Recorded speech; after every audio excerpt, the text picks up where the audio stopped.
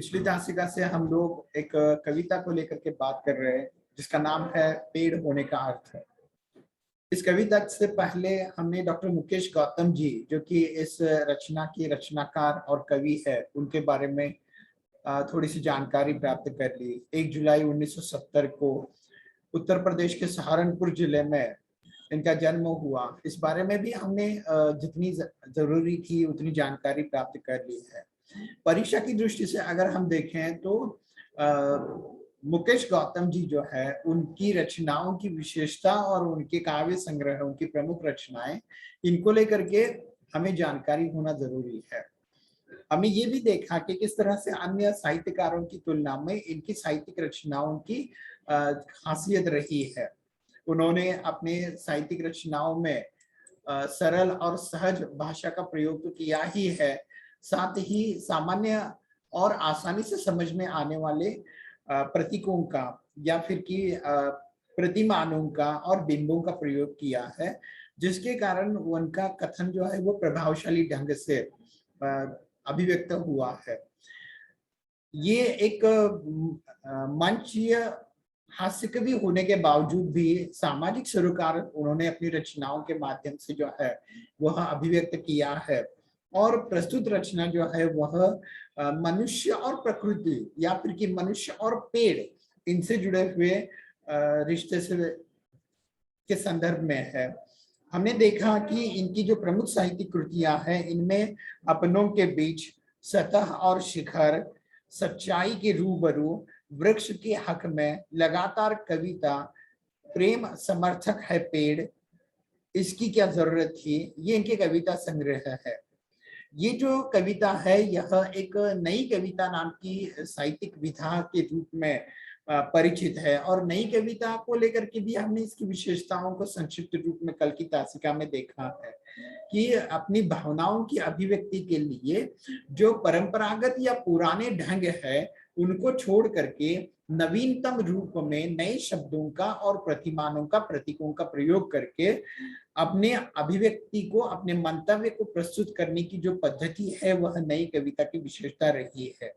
और वर्तमान दौर में इंसान की जिंदगी जो भागदौड़ भरी बनी है, उसका आईना, उसका दर्पण या उसकी सच्चाई से लोगों को परिचित कराने का काम यह नई कविता नाम की साहित्यिक विधा करती है। ये जो कविता है इसमें पेड़ों का जो एक ऐसा गुण जो हम लोगों को मालूम है कुछ हद तक, लेकिन इसके बावजूद भी अति परिचित अवज्ञा इस रूप में हम उनको नजरअंदाज कर देते हैं और उनको हमारे सामने रखने का काम मुकेश गौतम जी ने किया है। इस पर होने वाले स्वाध्याय, इससे जुड़े हुए प्रश्न बिल्कुल आसान है, उसमें कोई मुश्किल या अलग प्रकार की बात है नहीं, लेकिन फिर भी हम जो पाठ्यक्रम पढ़ रहे हैं उनका दो प्रकार से उद्देश्य है, दो वजह है उसकी। एक तो इसको लेकर के हमें परीक्षा का सामना करना है, और दूसरी बात कि हमारी दीर्घकालीन जिंदगी के लिए कुछ नसीहत, कुछ सीख, कुछ उपदेश, कुछ संदेश जो है वह देना इस पाठ्यक्रम का दीर्घकालीन उद्देश्य है, और वह सबसे अहमियत भरा है। अंक तो मिल ही जाएंगे। जितना हिस्सा हमने इस कविता का इससे पहले की तासिका में देखा है, उसमें कवि कहते हैं कि मैं कमरे की खिड़की से बाहर झांक रहा था और मैंने वहां, यानी कवि ने वहां पेड़ को देखा जिस पेड़ को वे निहार रहे हैं, और उन्होंने महसूस किया कि पेड़ होने का अर्थ क्या है। वे कहते हैं कि सच तो यह है कि आदमी कितना भी बड़ा क्यों न हो जाए, वो पेड़ नहीं हो सकता। आदमी आदमी है, वह पेड़ नहीं हो सकता। मतलब ये कि पेड़ या वृक्ष की जो विशेषताएं हैं, वह भले ही आदमी अपने आप को उनसे श्रेष्ठ मानता हो, समझता हो, लेकिन इसके बावजूद भी वह उन विशेषताओं को प्राप्त नहीं कर सकता। हम जानते हैं कि पेड़ सिर्फ देना जानता है, वह हमारे द्वारा या मनुष्य के द्वारा उत्सर्जित जो कार्बन डाइऑक्साइड है उसको वो ग्रहण करता है, छांव देता है। पेड़ जो है वो फल फूल देता है। इसके अलावा वह लोगों के लिए साया, परछाई तो देता ही है, इसके साथ ही छोटे मोटे सूक्ष्म जीवों के लिए वो आसरा है। चिड़िया उस पर अपना घोंसला बनाती है। इस तरह से पेड़ सूख जाने तक जो है वह लोगों के उपयोग के लिए आता है। लेकिन इस दृष्टि से आदमी संकुचित है और आदमी बस अपने फायदे की बात, अपने मुनाफे की बात और संकुचित मानसिकता से घिरा हुआ दिखाई देता है। लेकिन पेड़ ऐसा है नहीं, और इस दृष्टि में आदमी पेड़ नहीं हो सकता। आदमी की वजूद अलग है, उसकी संकुचितता है, वह इतना विशाल हृदय का नहीं है कि वह पेड़ जैसा बन जाए। उसके बाद जिन काव्य पंक्तियों को हमने देखा है उसमें कवि कहते हैं हौसला है पेड़। हौसला माने धीरज देता है, मनुष्य को नाउम्मीदी से मुक्त करता है और एक अपने बर्ताव के माध्यम से एक सीख, एक नसीहत देता है जिससे आदमी अपनी व्यक्तिगत जिंदगी में भी इसका फायदा कर सकता है, इसका उपयोग कर सकता है, पेड़ से आदर्श ग्रहण कर सकता है। कौन सा हौसला देता है, उन काव्य पंक्तियों को मैं आपके सामने प्रस्तुत करूंगा। अंकुरित होने से ठूठ हो जाने तक, आंधी तूफान हो या कोई प्रतापी राजा महाराजा, पेड़ किसी के पांव नहीं पड़ता है। जब तक है उसमें सांस, एक जगह पर खड़े रहकर हालात से लड़ता है। यानी अंकुरित बीज से लेकर के वह अपनी पूरी जिंदगी समाप्त करने के बाद जब सूख जाता है, बूढ़ा हो जाता है, उसके पत्ते जो है वो झड़ जाते हैं और वह सिर्फ ठूठ के रूप में शेष रहता है, तब तक माने अंकुरित होने से, धरती से ऊपर उठने से लेकर के फिर वह सूख जाने तक जो है वह किसी के सामने झुकता नहीं है। आंधी या तूफान आए उससे वह, उस पर कोई फर्क नहीं पड़ता, वह किसी के पांव नहीं पड़ता है और जब जैसा है वह अपनी जगह पर खड़ा रहता है। कहाँ? सड़क, झील या कोई पहाड़, भेड़िया, बाघ, शेर की दहाड़, पेड़ किसी से नहीं डरता है। हत्या या आत्महत्या नहीं करता है पेड़। यानी ये तो सामान्य सी बातें आपको लग सकती है, लेकिन मनुष्य अगर उनसे आदर्श ग्रहण करे तो उसका हौसला बुलंद हो सकता है, उसका हौसला बढ़ सकता है कि इस तरह की बातें भी हमें पेड़ों से सीखनी चाहिए। कहीं भी अगर वो खड़ा है, चाहे कहीं वह सड़क के किनारे है, झील या सरोवर के पास है, किसी ऊंचे पहाड़ पर है, जहां भी वह उगा है अपनी जगह है वह खड़ा है। कहीं भी शेर या किसी बड़े बाघ या किसी भेड़िए से वह विचलित नहीं होता, परास्त नहीं होता। अर्थात कहने का मतलब यह है कि जो बाह्य बातें हैं, वो आंधी हो, तूफान हो, कोई बड़े से बड़ा व्यक्ति हो, इन बातों का पेड़ अपने आप पर कोई असर नहीं पड़ने देता। वह खुद अविचल खड़ा रहता है और ना ही वह उनसे प्रभावित होकर के, निराश होकर के उनके बर्ताव का अपने आप पर कोई असर भी नहीं होने देता और ना ही वह दूसरों को परेशान करता है। माने वो हत्या और आत्महत्या नहीं करता, अर्थात न दूसरों को वह परेशान करता है और ना ही दूसरों के बर्ताव का खुद पर कोई अच्छा बुरा असर पड़ने देता है।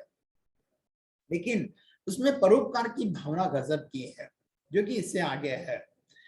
थके राहगीर को देकर छांव व ठंडी हवा, राह में गिरा देता है फूल और करता है इशारा उसे आगे बढ़ने का। यानी थके मुसाफिर जो है, यात्री जो है, जो पैदल चलते हुए या दूर सफर करने के बाद उस पेड़ के पास अगर पहुंच जाते हैं तो उनकी थकान को मिटाने के लिए, उनकी परेशानी को कुछ हद तक दूर करने के लिए, उनको कुछ हद तक राहत दिलाने के लिए पेड़ जो है वह ठंडी छांव और ठंडी हवा उसको दे देता है और उस पर फूल बरसाता है, साथ ही आगे बढ़ने का भी इशारा करता है। माने ये सब कुछ सुख सुविधाएं दे करके हमेशा के लिए वह किसी राहगीर को नहीं रोकता, उसको उसकी मंजिल की तरफ बढ़ने के लिए प्रेरित करता है, प्रवृत्त करता है, उसको राह दिखाता है। पेड़ करता है सभी का स्वागत, देता है सभी को विदाई। यानी पेड़ एक तरफ तो लोगों का दुख दर्द कम करने का प्रयास करता है, तो दूसरी तरफ उनको आगे बढ़ने के लिए भी प्रवृत्त करता है, आगे बढ़ने की भी प्रेरणा देता है और उस रूप में वह उनको बांध कर नहीं रखता बल्कि उनकी विदाई भी वह कर देता है। गांव के रास्ते का वह पेड़ आज भी मुस्कुरा रहा है, हालांकि वह सीधा नहीं टेढ़ा पड़ा है। सच तो यह है कि रात भर तूफान से लड़ा है, खुद घायल है वह पेड़, लेकिन क्या देखा नहीं तुमने, उस पर अब भी सुरक्षित चहचहाते हुए चिड़िया के बच्चों का घोंसला है।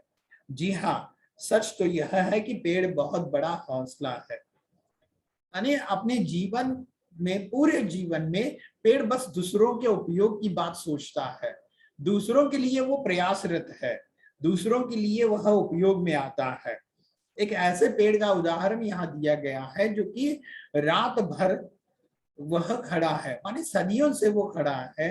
हालांकि उम्र के कारण या बहुत समय तक इस अवस्था में रहने के कारण मौसम की थपेड़ों को बर्दाश्त करते हुए, यानी बरसात को, गर्मी को, तेज हवा को सहते हुए वह आज खड़ा तो है, लेकिन कुछ हद तक टेढ़ा पड़ा है। लेकिन इसके बावजूद भी अंतिम समय तक अब वह अपने उत्तरदायित्व का निर्वाह कर रहा है। अंतिम समय तक वह उस पर होने वाले, चिड़िया के घोंसले में होने वाले बच्चों की सुरक्षा की जिम्मेदारी खुद अपने आप पर उठा रहा है। और इसी रूप में पेड़ जो है वह सबके लिए एक हौसला है। यहाँ तक का हिस्सा हमने कल की तासिका में देखा था। अब इससे आगे का हिस्सा जो है वो इस तासिका में हम लोग देख रहे हैं।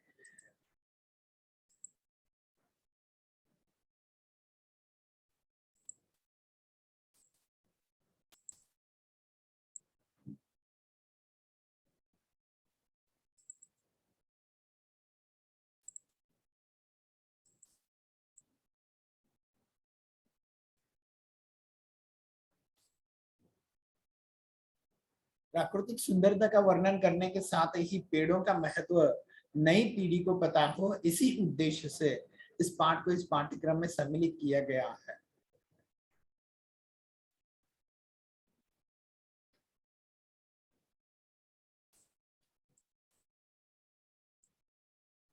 इस पन्ने पर हम आए हुए हैं। इससे पहले का हिस्सा और उसका फिर से एक बार संक्षिप्त रूप में विवरण मैंने आपके सामने अभी प्रस्तुत किया। इससे आगे का हिस्सा है दाता है पेड़। दाता माने दान करने वाला, दूसरों को देने वाला, अपने पास जो भी कुछ है वह अन्य लोगों को बांटने वाला, इस रूप में दाता है पेड़। क्या क्या देता है वह इंसानों को, क्या क्या देता है वह दूसरों को, और किस तरह से लोगों के उपयोग के लिए अपना समूचा जीवन समर्पित कर देता है, यह इसमें संकलित किया गया है। जड़, तना, शाखा, पत्ती, फूल, फल और बीज हमारे लिए ही तो है पेड़ की हर एक चीज। किसी ने उसे पूजा, किसी ने उस पर कुल्हाड़ी चलाई, पर कोई बताए क्या पेड़ ने एक बूंद भी आंसू की गिराई? यहां तक का हिस्सा हम देख रहे हैं।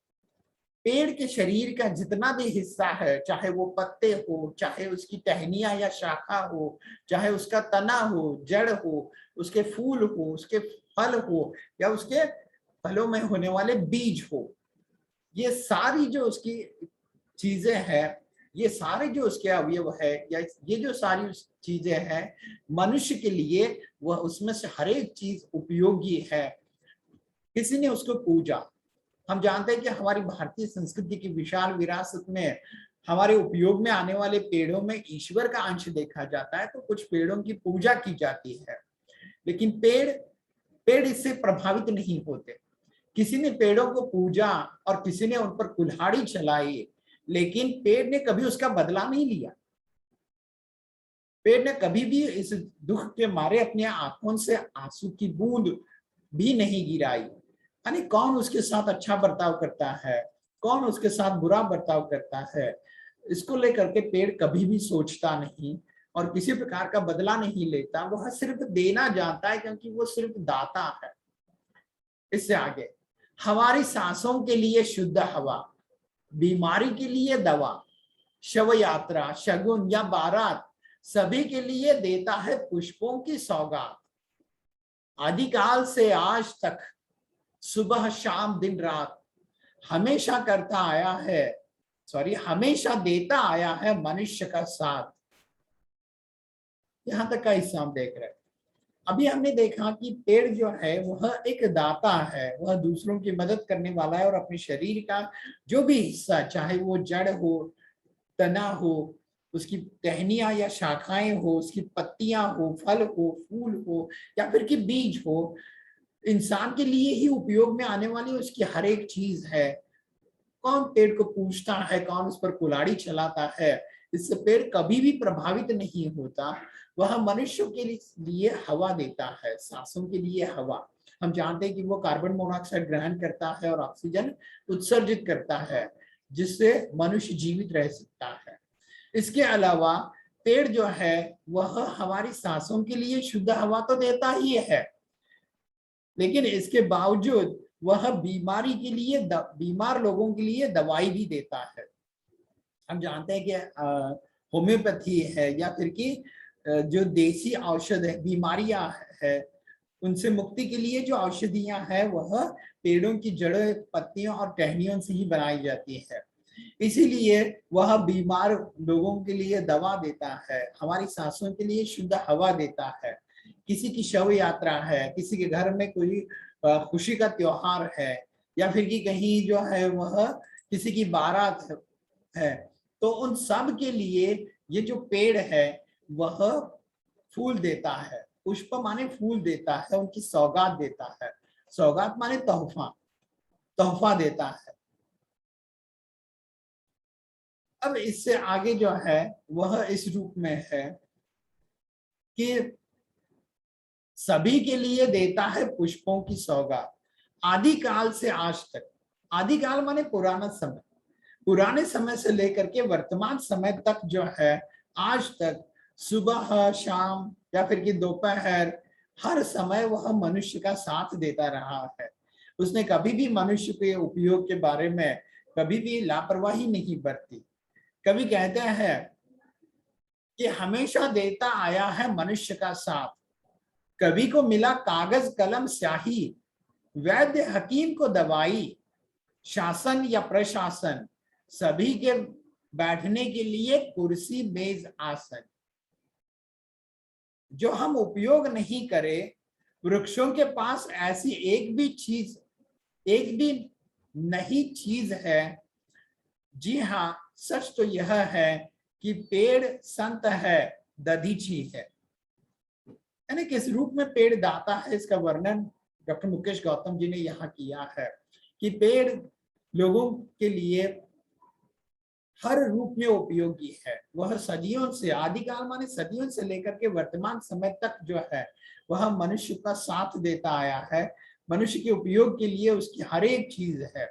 जैसे कि वह कवि के लिए कागज और मसी, मसी माने स्याही देता आया है। वैद्य के लिए, हकीम के लिए पेड़ों से ही, चंद पेड़ों से ही जो है वो दवाई बनाई जाती है। और शासन प्रशासन के लिए, वहां होने वाले लोगों को बैठने के लिए जो लकड़ी की कुर्सियां और मेज बनाए जाते हैं वह पेड़ों से ही बनते हैं। माने वो हकीम के लिए उपयोगी है, वह कवि के लिए उपयोगी है, वह सामान्य मनुष्यों के लिए हवा के रूप में उनकी मदद करता है, बीमार लोगों को दवा के रूप में मदद करता है, लोगों की खुशी गमी में फूलों की सौगात के रूप में उनकी मदद करता है। और यह काम वह वर्षों से करता आया है। और यही वजह है कि मनुष्य के लिए हर एक चीज पेड़ की जो है वह उपयोगी है, मददगार साबित होती है। ऐसी कोई भी एक चीज नहीं है जो पेड़ की मनुष्य के लिए निरुपयोगी हो। और इसलिए कवि कहते हैं कि जो हम उपयोग नहीं करें, वृक्ष के पास ऐसी एक भी नहीं चीज है। जी हाँ, सच तो यह है, पेड़ संत है, दधीची है। दधीची पुराण में होने वाले एक संत का नाम है जो बहुत ही त्यागी संत थे। कहा जाता है कि स्वर्ग में होने वाले देवताओं को पराजित करने के लिए, उनको परेशान करने के लिए वृत्तासुर नाम के एक राक्षस ने देवताओं पर आक्रमण किया। देवताओं ने हर अलग अलग तरीके से प्रयास करते हुए वृत्तासुर को पराजित करने का जो है वह प्रयत्न किया, लेकिन वह अजेय था। उसको मारने के लिए बस एक ही मार्ग था जो कि इंद्र को बताया गया, और वो ये कि धरती लोक पर होने वाले दधीची नाम के एक महान त्यागी ऋषि है, उनकी हड्डियों से जो अस्त्र बनेगा, उस अस्त्र के माध्यम से ही उसको वृत्तासुर को परास्त किया जा सकता है, उसको मारा जा सकता है। और उसके लिए दधीचि ऋषि ने खुद की हड्डियां जो है जीवन त्याग करके खुद की हड्डियां इंद्र को सौंप दी और वृत्तासुर का वध जो है वह इंद्र ने किया। तो इस रूप में अपने जीवन का उत्सर्ग करने वाले, अपने जीवन का दूसरों के हित के लिए त्याग करने वाले, समर्पित करने वाले उस दधीचि ऋषि के रूप में, एक संत के रूप में पेड़ मनुष्य के लिए उपयोगी है, मनुष्य के लिए वे मददगार साबित होते हैं। इस रूप में दधीचि ऋषि और संत की उपमा जो है वह यहाँ पेड़ों को दी गई है। प्रेम समर्थक है पेड़, इस काव्य संग्रह से प्रस्तुत कविता को लिया गया है। मैं आपके सामने आरंभ से लेकर के इस कविता को फिर से एक बार पढ़कर सुनाऊंगा, आप इसको गौर से सुनेंगे। आदमी पेड़ नहीं हो सकता। कल अपने कमरे की खिड़की के पास बैठकर जब मैं निहार रहा था एक पेड़ को, तब मैं महसूस कर रहा था पेड़ होने का अर्थ। मैं सोच रहा था आदमी कितना भी बड़ा क्यों न हो जाए, वह एक पेड़ जितना बड़ा कभी नहीं हो सकता। या यूं कहूं कि आदमी सिर्फ आदमी है, वह पेड़ नहीं हो सकता। अंकुरित होने से ठूट हो जाने तक, आंधी तूफान हो या कोई प्रतापी राजा महाराजा, पेड़ किसी के पांव नहीं पड़ता है। जब तक है उसमें सांस, एक जगह पर खड़े रहकर हालात से लड़ता है। जहां भी खड़ा हो, सड़क, झील या कोई पहाड़, भेड़िए, बाघ, शेर की दहाड़, पेड़ किसी से नहीं डरता है। हत्या या आत्महत्या नहीं करता है पेड़। थके राहगीर को देकर छांव व ठंडी हवा, राह में गिरा देता है फूल और करता है इशारा उसे आगे बढ़ने का। पेड़ करता है सभी का स्वागत, देता है सभी को विदाई। गांव के रास्ते का वह पेड़ आज भी मुस्कुरा रहा है, हालांकि वह सीधा नहीं, टेढ़ा पड़ा है। सच तो यह है कि रात भर तूफान से लड़ा है, खुद घायल है वह पेड़, लेकिन क्या देखा नहीं तुमने, उस पर अब भी सुरक्षित चहचहाते हुए चिड़िया के बच्चों का घोंसला है। जी हाँ, सच तो यह है कि पेड़ बहुत बड़ा हौसला है। दाता है पेड़, जड़, तना, शाखा, पत्ती, पुष्प, फल और बीज। हमारे लिए ही तो है पेड़ की हर एक चीज।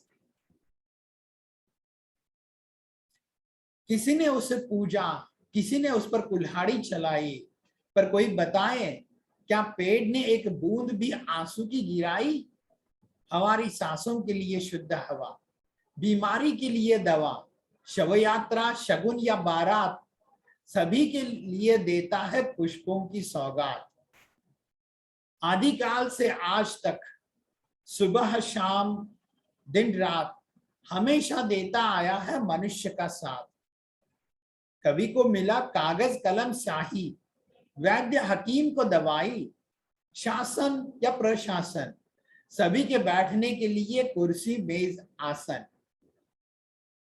जो हम उपयोग नहीं करें, वृक्ष के पास ऐसी एक भी नहीं चीज है।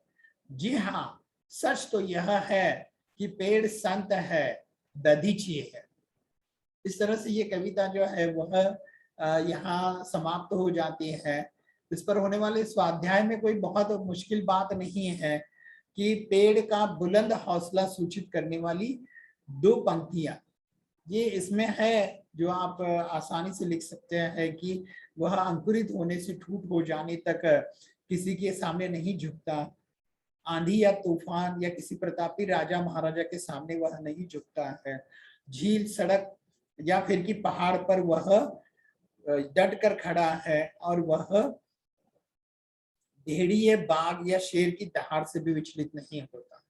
अब पेड़ इन रूपों में मदद करता है। सो तो हम जानते हैं कि वह मनुष्य की सांसों के लिए हवा हो, या फिर कि दवाई हो, या फिर कि आसन के रूप में, फूलों के रूप में, अलग अलग रूपों में लोगों की मदद करके पेड़ जो है वह अपना उत्तरदायित्व निभाता है। सांस और सांस, ये तो आप जानते हैं, सांस माने जो हमारे ऑक्सीजन उत्सर्जित, ऑक्सीजन लेने और कार्बन डाइऑक्साइड उत्सर्जित करने की जो प्रक्रिया है वो सांस, और पत्नी की या पति की माँ जो है वह सांस। इस तरह से ये शब्द युग्म है। ग्रह और ग्रह, एक का अर्थ है आसमान में होने वाले, आकाश में होने वाले ग्रह, जैसे चंद्र सूर्य, और दूसरे ग्रह का अर्थ है घर। आंचल, आंचल माने साड़ी या का पल्लू, और अंचल माने प्रदेश इस रूप में। कुल, ये भी आप जानते हैं, घर या परिवार, और दूसरे कुल का अर्थ है किनारा, किनारा नदी का कुल, समंदर का कुल, इस रूप में। अभिव्यक्ति के लिए जो भी प्रश्न है उसमें पेड़ मनुष्य का परम हितैषी है, इस पर अपना मंतव्य लिखिए, और भारतीय संस्कृति में पेड़ का महत्व है इस विषय पर अपने विचार व्यक्त कीजिए। यानी इन दोनों का अर्थ वृक्षों के महत्व को अभिव्यक्त करना है, और इस रूप में हम इसको लिख सकते हैं। रसास्वादन के जो भी मुद्दे हैं उन मुद्दों के आधार पर पेड़ हौसला है, पेड़ दाता है, इस कविता के आधार पर संपूर्ण कविता का रसास्वादन कीजिए। यानी पेड़ होने का अर्थ इस पूरी कविता का रसास्वादन जो है वह करने के लिए कहा गया है, जिसके मुद्दे मैंने आपको इससे पहले बताए हैं। जैसे कि ये पसंद आनी पंक्तियां, कवि का नाम या फिर की कविता का नाम, आपको पसंद आई हुई पंक्तियां, पसंद आने का कारण, इसमें इसकी केंद्रीय कल्पना वगैरह वगैरह बातें रसास्वादन के अंतर्गत आएंगे। साहित्य संबंधी सामान्य ज्ञान में हमने आपको पिछली तासिका में और आज में जो नई कविता की विशेषताएं बताई वो को यहाँ अभिव्यक्त करना है, और डॉक्टर मुकेश गौतम जी के जो काव्य संग्रह है उनको लेकर के यहाँ कुछ बातें जो है वह लिखनी है, इस रूप में है। व्याकरणिक हिस्से के रूप में अलंकार को हम बाद में देखने जा रहे हैं। इस तरह से जो है वह ये कविता यहाँ समाप्त हो जाती है। आपकी यदि कोई आशंकाएं हैं तो आप पूछ सकते हैं।